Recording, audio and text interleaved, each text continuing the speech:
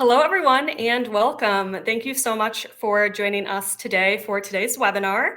I'm Hannah Jennings, a community organizer at Tech in Motion, and I'm excited to be the one to welcome you all here today. As we get started, feel free to introduce yourselves in the chat, let us know where you're tuning in from, maybe your current role, or even share your LinkedIn if you'd like to connect with others here today. You can also start to drop questions in the Q&A tab on the right-hand side, and our panelists will do their best to get to as many of those throughout today's live session. For those of you who have joined a Tech in Motion event before, you know we've been bringing together the tech community since 2011, when Motion Recruitment first launched this series. Tech in Motion has always really just been about learning from industry leaders, making meaningful connections, and being inspired by innovation. We are thrilled to see this community continue to grow. Motion is now part of Kelly's technology division, which opens the door to even more resources, expertise, and opportunities to empower all of you.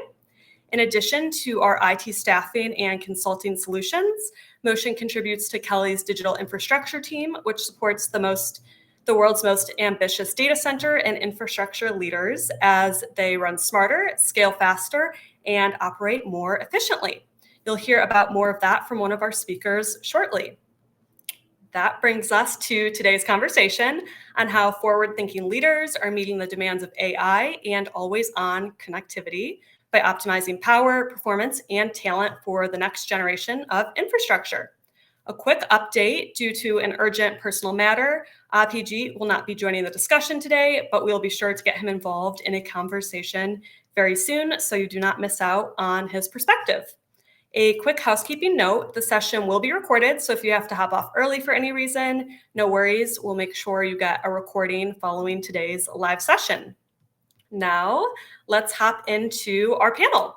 I'm pleased to introduce our host, Tery Lockitski. Tery is a subject matter expert in process manufacturing, supply chain operations, laboratory operations, and information technology with over 25 years of experience. She is currently an engineering leader at Google, where she and her team develop AI and big data use cases for key customers. Tery, I will let you introduce yourself further and take it from here. Hi, everybody. I just wanted to say hello and thank you so much for joining us. As we move forward, I'm really delighted to also introduce you to our other esteemed panelists and experts who are very impressive and have been a delight to work with so far. So I kind of want to set the stage a little bit today and talk a little bit about the importance of what we're going to be addressing today. You know, as AI becomes more real time and connectivity becomes non-negotiable, the systems underneath them are being pushed harder than ever. Today, we'll explore how infrastructure leaders are adapting from the data center core to the edge, from energy constraints to automation, from talent to trust, and so many more things. I want to thank you all very much for joining us. I'm very appreciative of everyone here. It looks like we have quite the group here, over 100 folks joining us. So let's meet today's experts.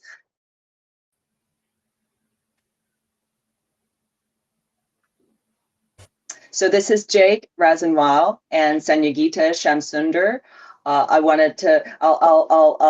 pass the mic over to them and allow them to introduce themselves. But I have to say, I've been very, very impressed in the things that they've done and achieved, as well as the expertise that they'll be bringing in today's meeting.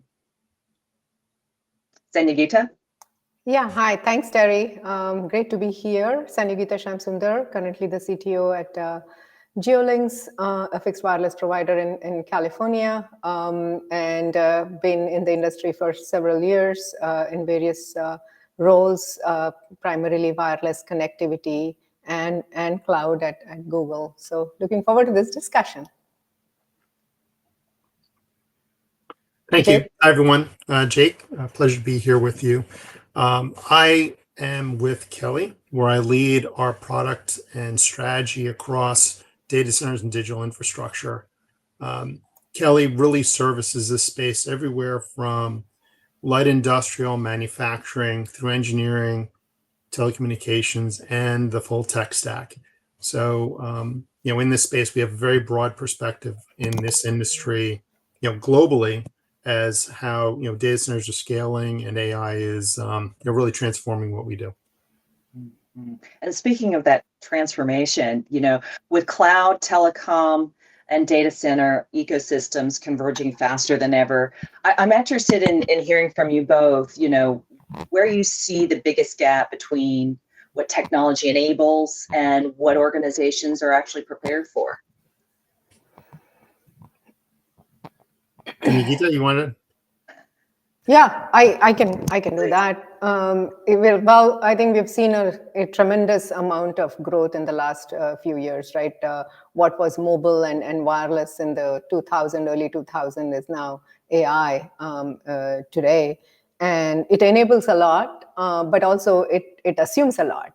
When mobile came along, there were several businesses that were ahead of its times. People were talking about TV on mobiles. People were talking about streaming high quality on mobiles. And there were several startups actually that came and were left in the dust because the networks weren't ready.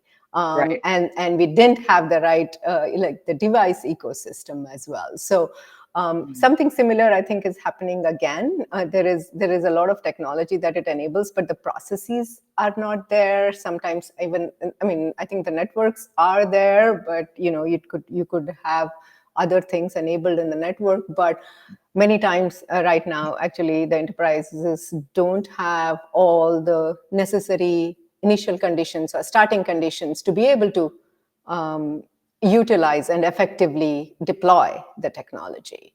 So that's where I see. So Jake. And building on that, I think we're still very early in the cycle. The software AI really opened up and gave people confidence in the potential of the AI platform. But we are in the early stages of building the compute. I would say we're even in earlier stages of building the infrastructure. I agree. This will be the first year we build, over 10 gigawatts of new infrastructure capacity in the US, and we're going to do that every year through the end of the decade. That's equivalent to the New York power grid being built every year. That's necessary before we even put in the compute. And once the compute goes in, then we're going to start to see all these applications come up. So I think, it's very exciting, but we really don't know how this is all going to play out and what those killer use cases and the workflows will be. Yeah, that's really great thought, Jake. And it also makes me think a lot about, how we're scaling infrastructure for AI, 6G, and always on connectivity.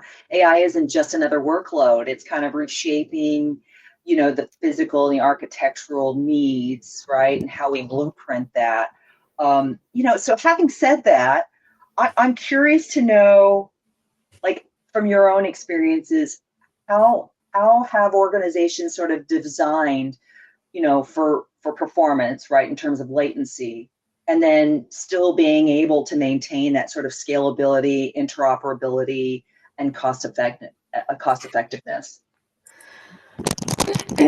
I think, again, I don't know the answer to this, frankly. To be honest, scalability is going to be important. I think if we go back again to the early days of the cloud, right? There was the on-prem and far cloud, near cloud, all those variations of cloud. And for most organizations, the cloud was fine for most applications. Of course, there are certain applications which need to be on-prem, on-site, like manufacturing, perhaps automation, and so on, that cannot depend on that far cloud. Similar, I think it's very, very similar for the AI workloads as well. There are some that need to be, that are latency sensitive. But for the most part, for a lot of the enterprise use cases, I think I think latency, as it is offered in the networks today, may be okay. I think there are definitely use cases. Use cases again that might require more. Like if you're talking about network workloads, then latency is going to be important.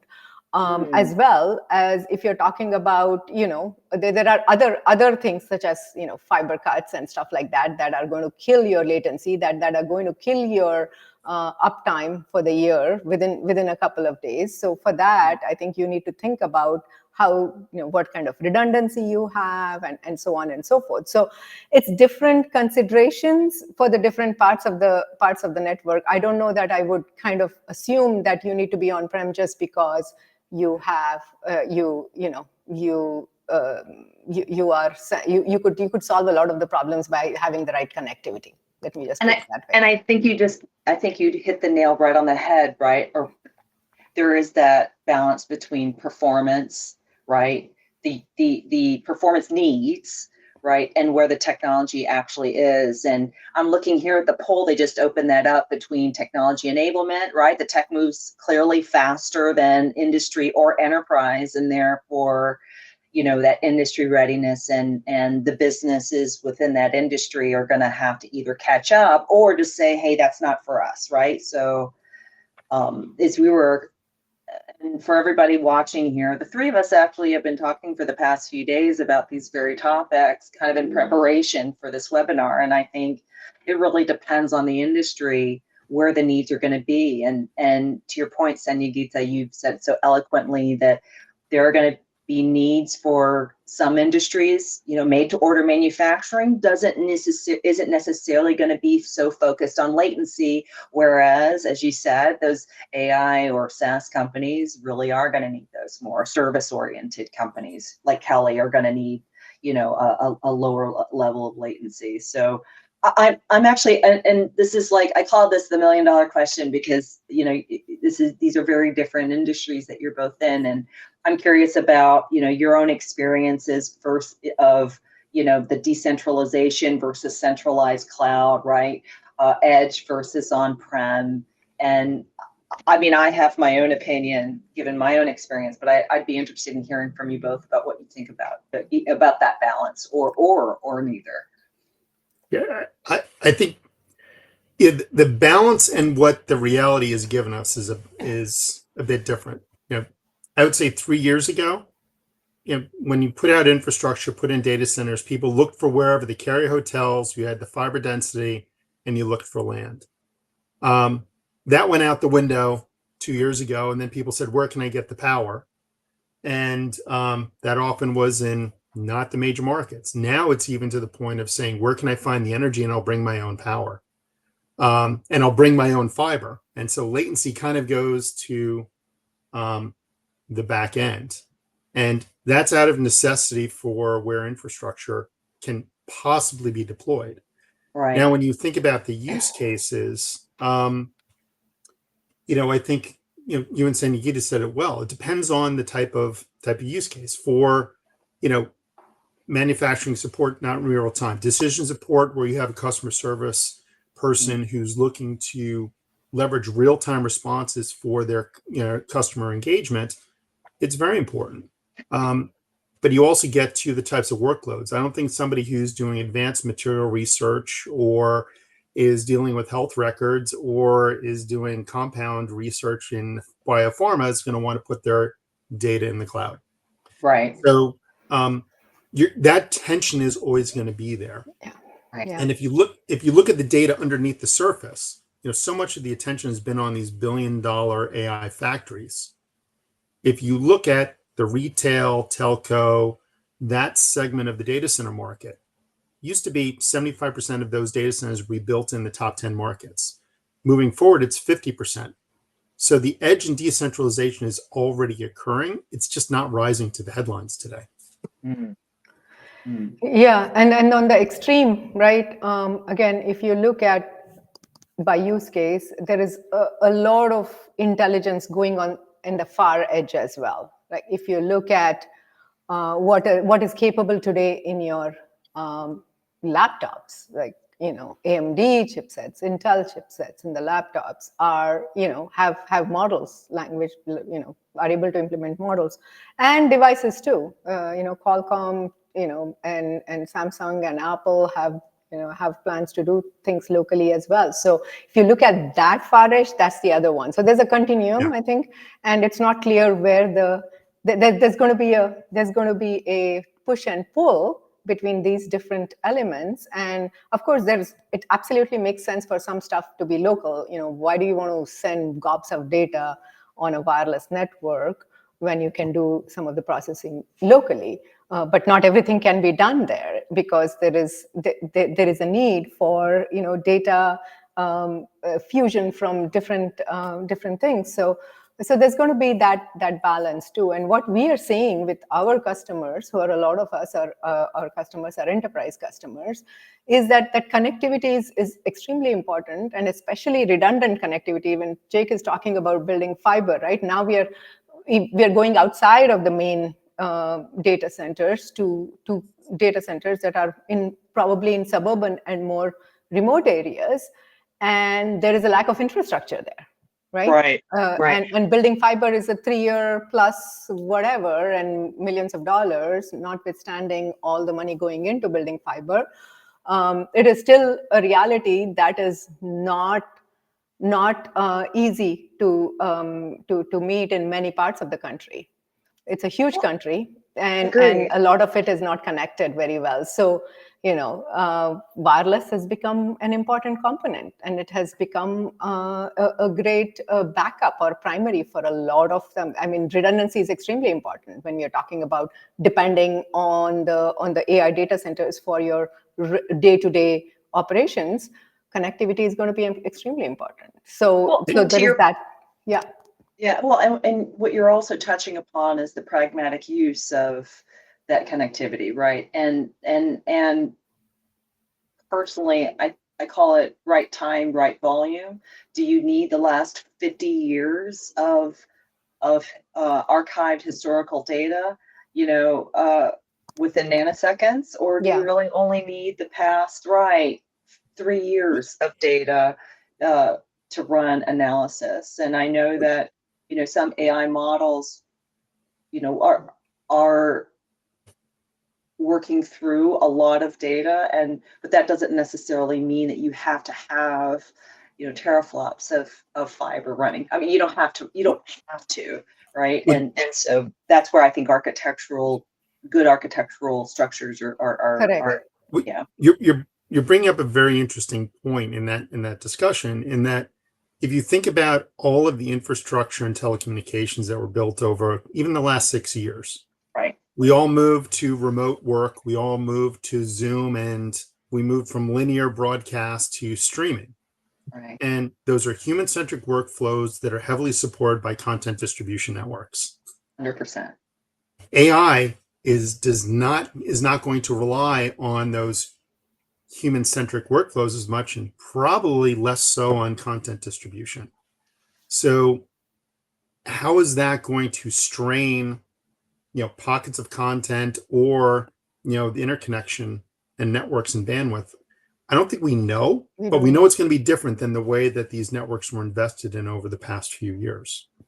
And to your point, Jake, I think it's okay not to know right now. Exactly. Because if we look at this poll, businesses aren't ready. 61% of this audience feel that their enterprise aren't necessarily ready to deal with the needs, and or they don't need them at all, right? And many industries, 31% of them feel that the industry that they're in it doesn't necessarily apply either. So I want to validate the pragmatism of the audience, and also both of your perspectives on, I think it's okay that we are where we are, and if we're able to, if the technology moves faster than our if you will, our industry's ability to keep up with it or actually leverage it, then that's fine too. For me, I think the only real challenge is really around security and business continuity. Having come from so many years within industry, do I care whether the mousetrap is shinier or has more bells and whistles on it, or do I care that the mousetrap works? It helps me hit my ROI, right? It helps our companies operate a little bit more efficiently, and we can maintain profitability and scalability, et cetera. So, nothing in there did I say that AI was necessarily needed. Having said that, I think we'll pivot to something else and talk a little bit around business realities, right? Those trade-offs and what some of those emerging constraints a little bit more. And for the audience, I think another poll is going to be coming out in just a moment for y'all to take a look at, think about as we kind of talk a little bit more about these things. I'm interested to hearing from you all, from you, Sanyogita and Jake, about what you think, or what do you think the most consequential business decisions leaders have to get right when either building or expanding, an AI-ready data center, and what their connectivity strategies might be. I'm looking at these questions. We're given a list of these questions. I'm reading this. I'm going, I know what my answer would be, but I'm interested in hearing yours first, because here we are. Well, I Sanyogita? think, yeah, sure. I think we touched on it before a little bit. And Tery, I would love to hear your answer as well. Go ahead. Why don't you go ahead? Okay. I'll go first, and then we can. Again, connectivity is extremely important, right? Redundant connectivity is extremely important. A standard is several gig now, at least, right? So I think that's you need to have reliable connectivity to a proper AI data center, right? And then, of course, not every organization is going to bring an AI data center, build their own AI data center, but they need to figure out how to use these capabilities in their operational processes, as well as their own maybe manufacturing or anything else that they may have, right? And some of it is being offered by the big SaaS guys, right? AI powered features are creeping into every SaaS software that in small and medium businesses, even large enterprises use. I mean, if you look at it typically, on an average, I think any large enterprises uses like 500 different SaaS products, right? So, and all of them are rushing to put AI in there. The problem, though, is that many times, most organizations don't have the right capabilities to utilize these effectively. Agreed. I think that's the biggest. Yeah, I think that's the biggest gap that I've seen. People rush to sign up and then don't know what to do. Sit on these features for a year and figure out, oh my God, I can't use it because I don't have the stuff that is assumed, or I need to pay for 10 other things before I can make this useful for me. I think that's the thing. So I think for executives and people and decision makers at these companies, the first thing to sit down and understand is, yes, and again, I'm not trying to delay the decision, but at least be buyer beware that it may be a while before you start seeing any results on this, because your organization doesn't have the things that are needed. Sorry, Jake, go ahead. No. I'm nodding, and this poll kind of makes me smile a little bit, because it's, to a certain extent, it's a little bit of a gotcha question, because all three of these things pop up. Exactly. Understanding that there is going to be a balance between, in your performance and business optimization, between centralized and distributed workflows and infrastructure. Some of those decisions can't be made in isolation and then garbage in, garbage out. A couple of years ago, people were saying, I need an AI strategy. Then they, a year later, said, we need a data strategy. And then we need a security strategy. And then we need quality data to be able to actually optimize it. And so you've seen this learning curve go through. And the thing that I've seen is probably one of the bright spots. I was at a conference a couple of weeks ago, is what I would call modest positive ROI use cases, where people weren't going through the moonshots, but they had been progressively learning by, I used that example before, of decision supports for a customer support representative. helping a mortgage processor to better analyze and support customers and with their financial analysis. Things that are not moonshots, but help somebody enabled by AI be more productive. But all these things are interdependent. It's the infrastructure, business optimization, getting the data right, and building confidence over those progressively more advanced investments. Right. Well, Jake, I think you nailed that too. But what you also described is that little bit of a slippery slope. From my perspective, I would start with the business objectives. Over the next 3 years, we want to reduce risk by X%, right? We quantify it, we make it very data driven. That's been how I've always written a strategic plan. I start with the top line KPIs and objectives, and then we break it down into those use cases that you so eloquently decide. And then we look at the tech debt we have behind it that's either enabling it or blocking it, or a little bit of both, right? And then we can start saying, okay, well, it looks like our priority is going to be reducing all of the tech debt we have in our data centers, and if that's what's physical. And then we need data harmonization. And then we have to go into the business and prioritize which business use cases we want to solve for first to drive that ROI. And then we'll look at the bright, shiny object, that whether it be a SaaS product, an on-prem product, or really just optimizing what we've already owned. And I'm saying this as somebody who works for a big tech company who absolutely loves the product, right? Like, I can't get me enough of Workspace and Gemini and Notebook LM. However, had I been back at Tate & Lyle, I would say, well, oh God, I want to buy Workspace and I want to use Gemini in there. But we just spent X dollars on Microsoft 365. I got to sweat that asset until I reinvest in the much better tool. And the Workspace is a better tool, and it is more secure, right? It hits all of my dots, and it doesn't force me to have to do a massive, CapEx on data cleansing so that we can actually leverage Gemini. So, sometimes, we have to, as Sanyogita said so perfectly, sometimes we're not ready for it and we don't have to make the decision now. And, we're going to limp along with what we've got until we've sweat the asset enough.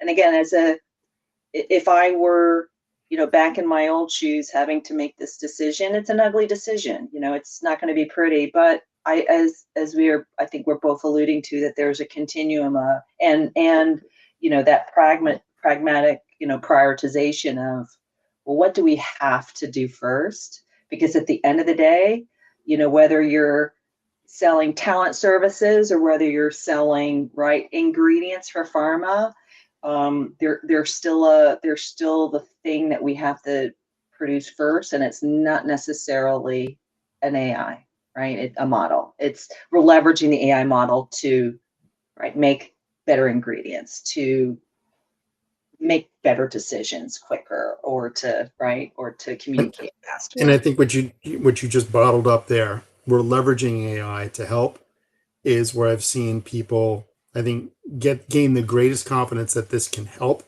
but not expect the moonshot. Much more realistic, but still creating value. Yeah, and I think we should, and I say we, all of us who are in our different industries, I think we should give ourselves permission to say, yeah, that would be a great moonshot. We would love to be able to leverage that, but maybe we'll take some steps to get to that maturity level to be able to leverage it. Or, hey, maybe we'll just use it in this part of our business, but maybe not in this part of our business just yet, right? And I think there can be a balance there. Yeah, I think as Jake says, I think some of the low-hanging fruit and where people have seen the most success is in the human in the loop, customer service type of use cases where it does help. I mean, I don't like to interact with a chatbot when I have a problem, but if I talk to a person and they are able to use some of these capabilities to better answer my question faster, I'll take it, right? I think so. Eliminating,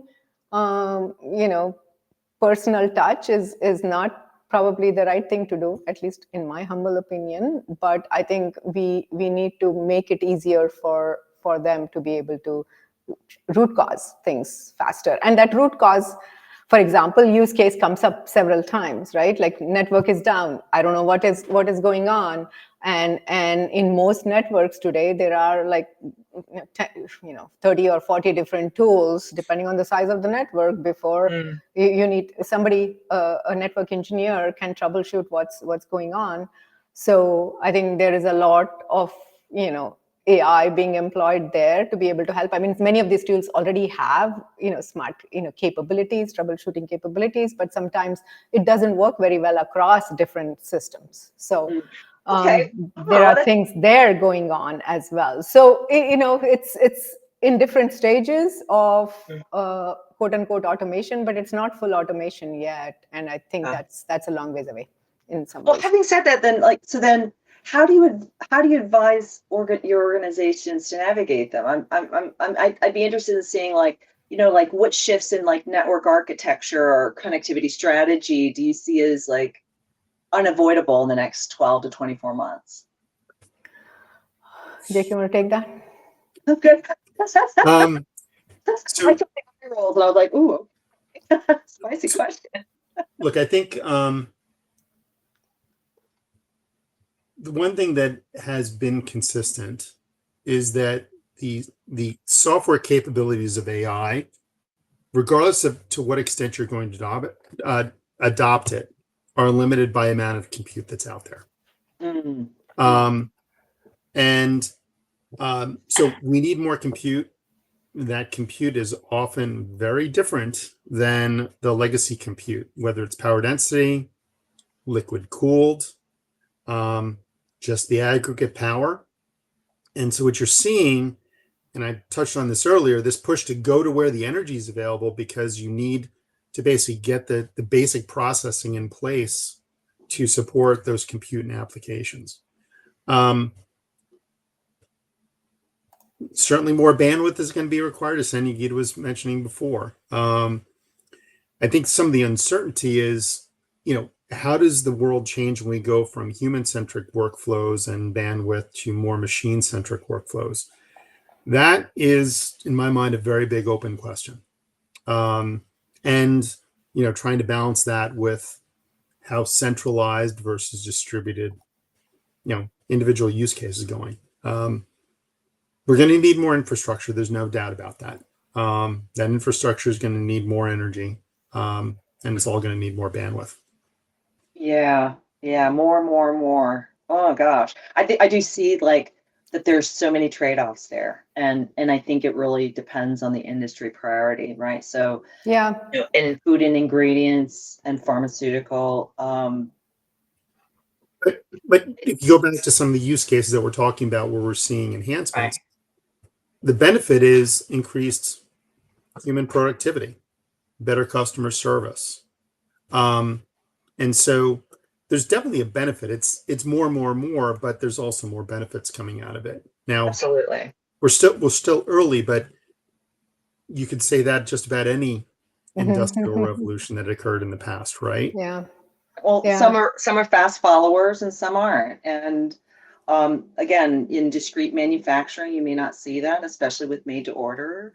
And in ingredients in food and pharma, that's the same as well. And these are out farms in the Midwest and in very remote places. And I don't see infrastructure being as much of a priority as much as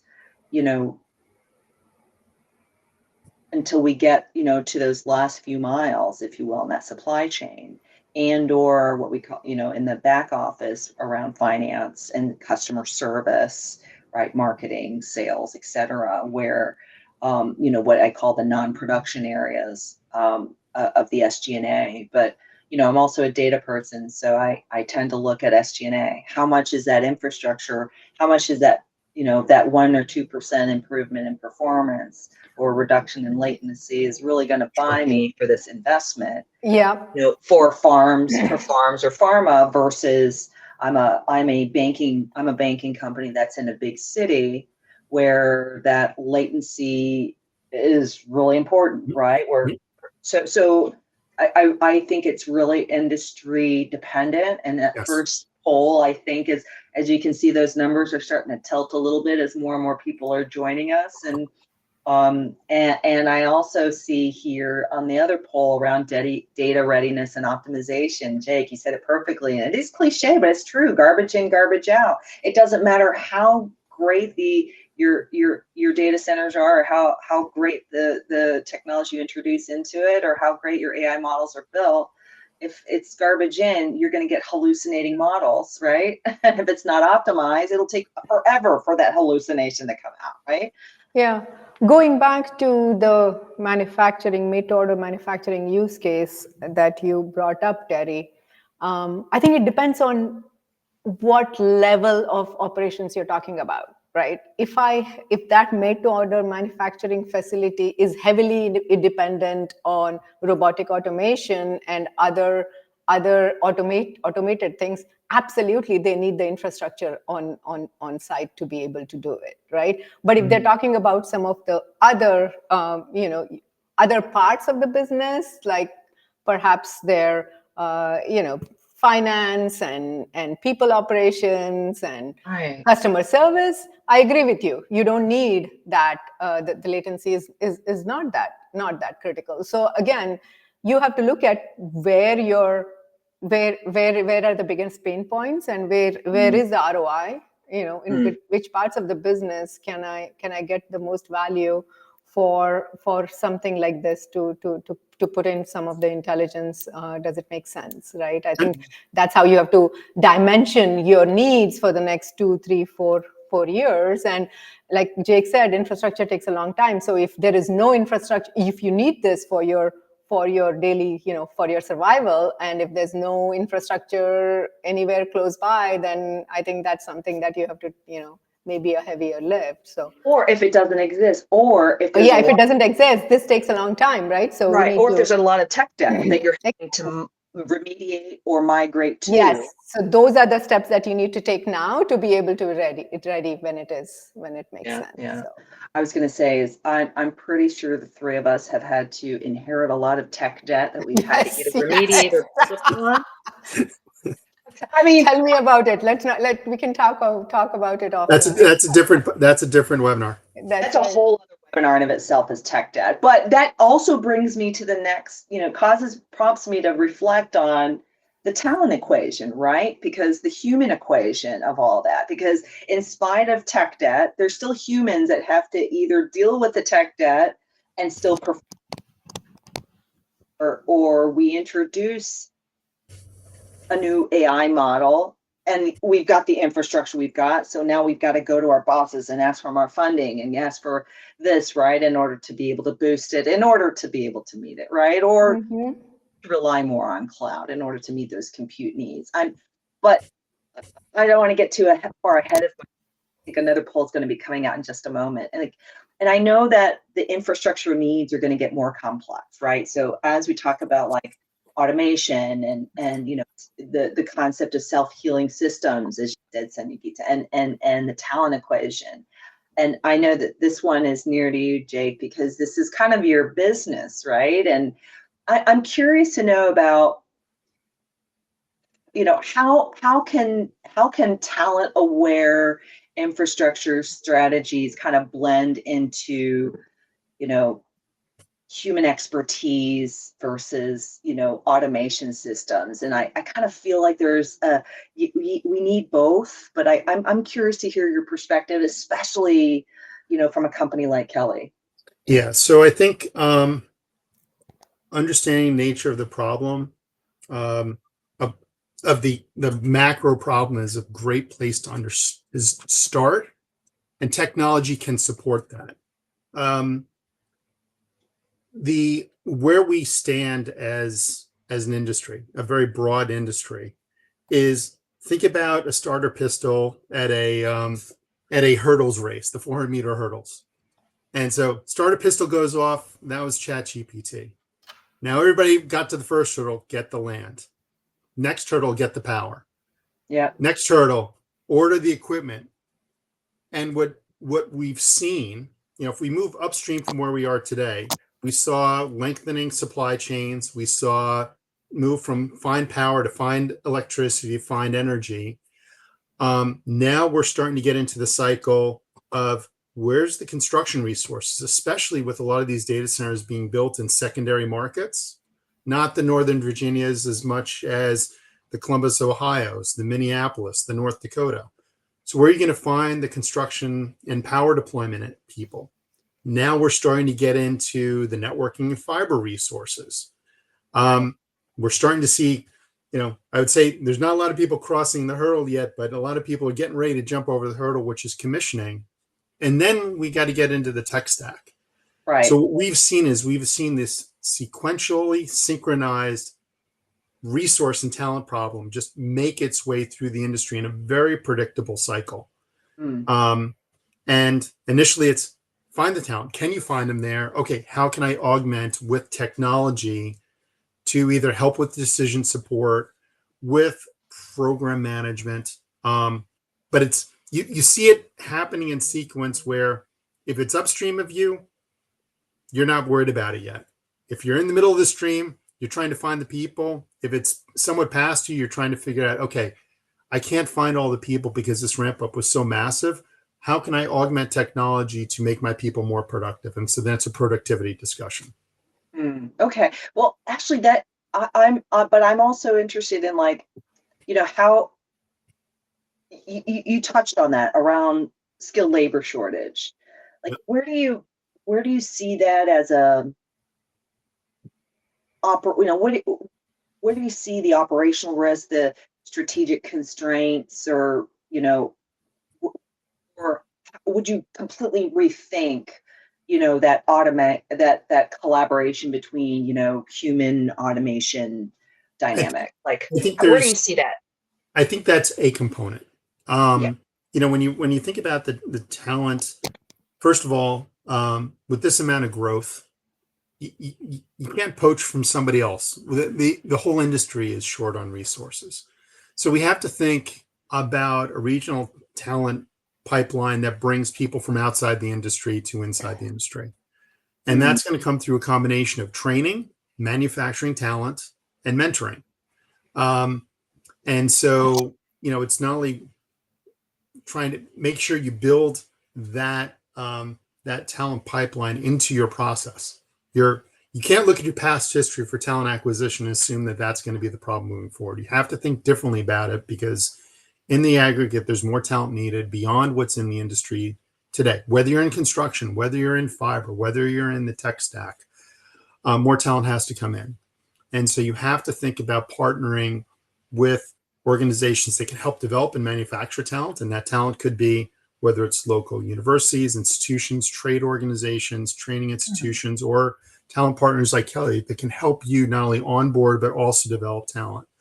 So it's not just going off, getting your college degree and then getting to work, is it? It's a lot more expensive than that. That will help some of the more entry level, but there's needs all across, whether it's entry level professionals, trades. Trades is one of the most challenging areas. Absolutely. Whether it's logistics, whether it's electricians, plumbers, and then at this scale, there's also need for experienced professionals that understand the system level complexity of data centers, critical operations, outage management, resiliency. A lot. It is a scale level problem, and what we're seeing is these problems are making its way through the industry as you see this industry progressively advance with design, deployment, installation, commissioning, and operations of both the facilities and the applications. Ooh, so I think you nailed that right there. That kind of brings me next. So given the labor shortages and given this very expansive opportunities, right? What kind of skills do you feel would be super critical for these kinds of teams that are building out these next generation levels of infrastructure and connectivity? Like you started to talk about them a little bit, but now I want to kind of double click on that and hear, especially at Kelly, what are you advising your candidates on the skills that they need to be developing above and beyond the traditional IT, engineering skills? I think first of all, an appreciation of system level infrastructure, the interdependency between various critical systems. And with that, there's an interpersonal skill that comes with it as well, because it very much is a team of specialists that keeps these facilities, gets these facilities built and operated. Fortunately, there are a lot of industries that have an understanding of, system criticality, system level design. If you're on a military ship, you understand that everything needs to work if that thing's going to stay afloat. If you're designing and building a hospital, there's a lot of skills there. If you look at the telecommunications industry, there's a lot of parallels. If you're building 40,000 telecommunication sites to roll out 5G, there's similar complexity at 10,000 sites that you might have in 1 or 2 sites for a hyperscale facility. But it's technology program management that understands the interdependency at a system level, is aware of cybersecurity and critical resiliency. Those skills exist. One of the things we need to do as an industry is find those other industries that are either AI or data center adjacent that have those transferable skills and bring them into this industry with some appropriate level of training to enable them. That won't solve the entire problem, but that will certainly help. So I think the really tapping into those transferable skills will be really useful for everybody. And that's a lot of what we look at is where can we find those transferable skills in other industries and bring them to this industry. And I think that will also help contribute to the more creative, critical thinking as we face a lot of these infrastructure outages and these greater demands on more sophisticated AI models, and what network as a service is going to actually look like per industry, right? That's pretty compelling. I think I was going to add, I think, as every generation of technology or evolution leap we've seen this need for constant training, right? It's not you're done with college. I was done with college many years ago. If you had asked me at that time if I knew what I was doing today, I wouldn't have been able to answer that because things didn't exist. So I think there's a constant learning that all of us have to be on that journey all the time. But if you look at like the skill sets, I mean, adding to what Jake said, some of the, especially in the infrastructure side, it's hard to get somebody to deploy the network, climb the towers, build the fiber. Right. There is that and not all of it can be replaced by automation. Right? And no robot going to do that. Yes, that is the reality. A really experienced, skilled network technician who can climb up that, those poles. And okay, so I'm really detail oriented, especially when it comes to building my home network. And by the way, I am the person who built the network in my house. It's all fiber. I laid it out myself. I like my colored bands, I like to label them. You laugh, Jake, but hey, I appreciate that. That's fantastic. I like to label them, but I like them hidden also, and you want to keep them. I have my rack, and I have we have some opportunities for you, Tery. Okay. See, but that's where I go back to being. But I think having the right curious and being right for such professions is extremely helpful. So you don't have to spend that much time on a site to either repair or to install and so on. So things like that are where there is going to be value. So having a knowledge of how the processes and systems work in that area is extremely valuable. So I think there is going to be a value to getting some of that talent into building some of the support systems. I'm a big believer in the trades. If I knew then what I know now, I might have been a mechanic. Yeah, exactly. The trades, like I'm seeing kids a third of my age making 6 figures now, and they didn't go to college. They're working in the trades, and they're taking 3 to 4 months off. I mean, I'm thinking, gosh, what have I been doing with my life? And If you have an interest in that, that's that's a great area. It's not easy because there's Right. a lot of there's a big gap. Right. Yeah. And I think there's a tremendous amount of opportunity there that automation and robotics is just, they're not catching up to that human, right? Okay. That human. I think that's kind of flipped on there. So It's a technology revolution that has trade constraints. That's one of the biggest shocks that I think everybody is seeing. And that's going to endure because we have a long build cycle ahead of us. yeah, I think we do. And even with quantum computing, even with the higher demand for advanced energy and sustainability use cases, given some of the constraints that we talked about today, I don't really see AI as a threat to our infrastructure. I just think we're just challenged to thinking of things a little bit differently. So I kind of can't wait to kind of like look ahead at what's going to be next. And so speaking of what's coming next, I know we don't have too much time left, and I want to leave some time aside for Q&A.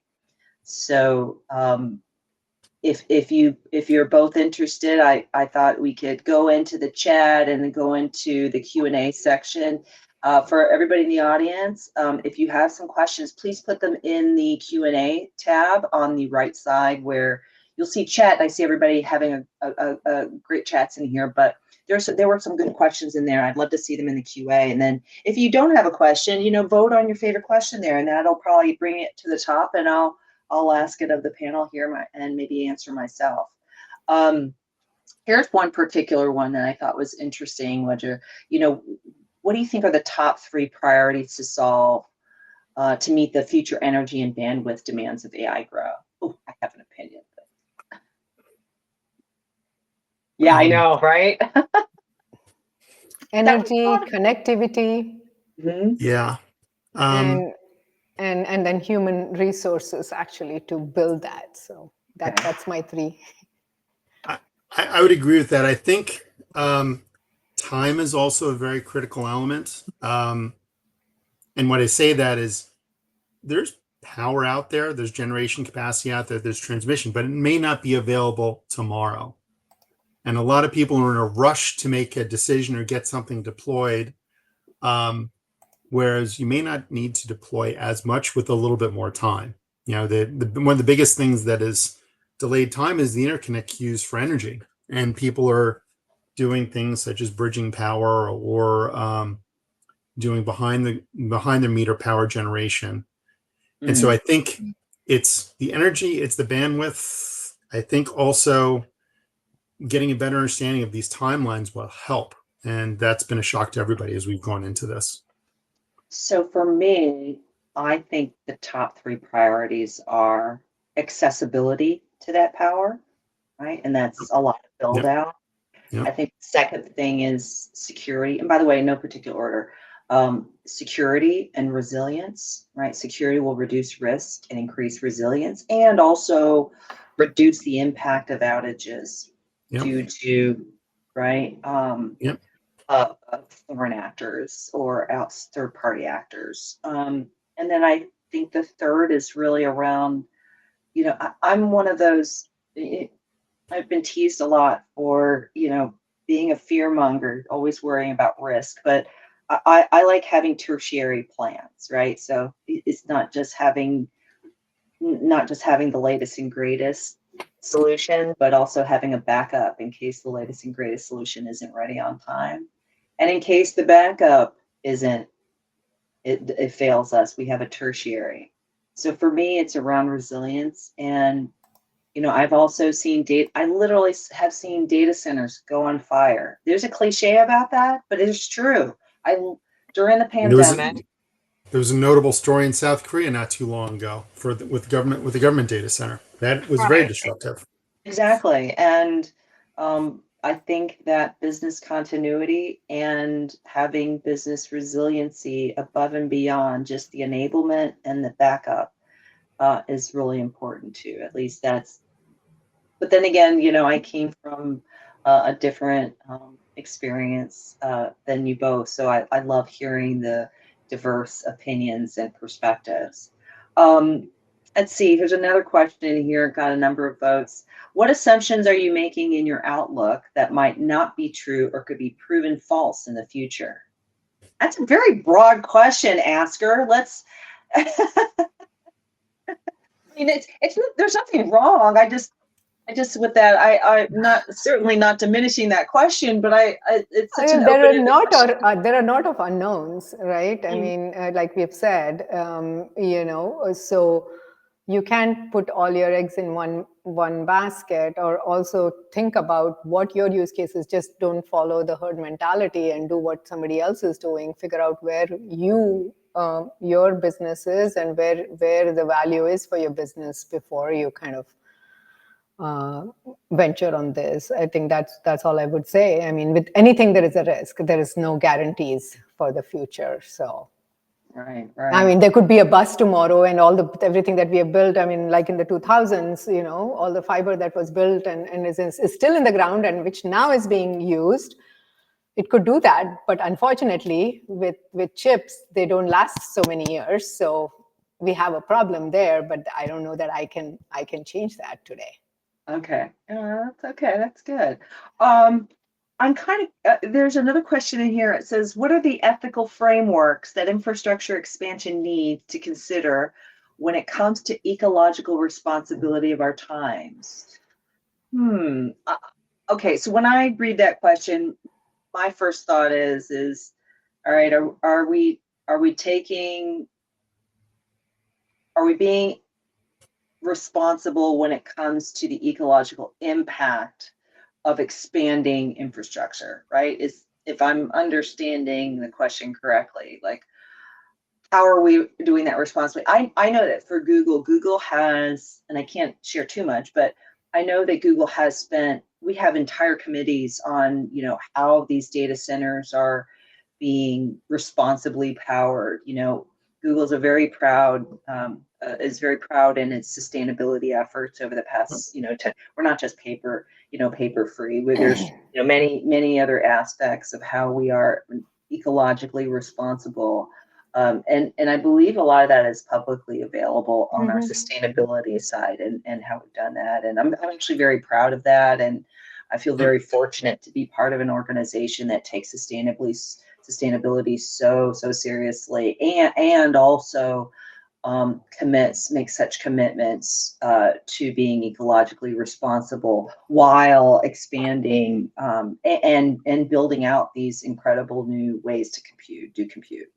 Yeah, I've seen, you know, in this industry, I've seen three things. One, you know, I was fortunate to participate a couple of years ago amongst many of the hyperscalers. There was a commitment to get majority, if not all, their power over time from renewables. Now, some of that requires more intelligent grid systems, storage, and the rest, but there's a commitment to maximize that participation. As we've gone towards liquid cooled, there's also been this shift to net zero water liquid cooling. And so you've seen that come in much more. Wasn't that way a few years ago, but much of the revolution in cooling in data centers is getting to net zero water consumption. And you see a lot of these newer facilities, they don't really have the water demand that an equivalent facility would have had a few years ago. You're also seeing places like Texas and some other states where they are now mandated that large data centers are grid participants. So they're more an interactive part of the grid. All of those things are steps to be more, I would say, more ethical, thinking about energy usage, energy planning, water usage, and the rest. And I think the other thing that you see more of is this discussion as data centers go into, you know, more second or emerging markets, especially in the US, Right. How can we make those more digitally inclusive? Right. How can we bring more of the community into the data center and AI world? Right. As these data centers get out there, how can we make those local communities be more vested in this? So I think it goes across the gamut.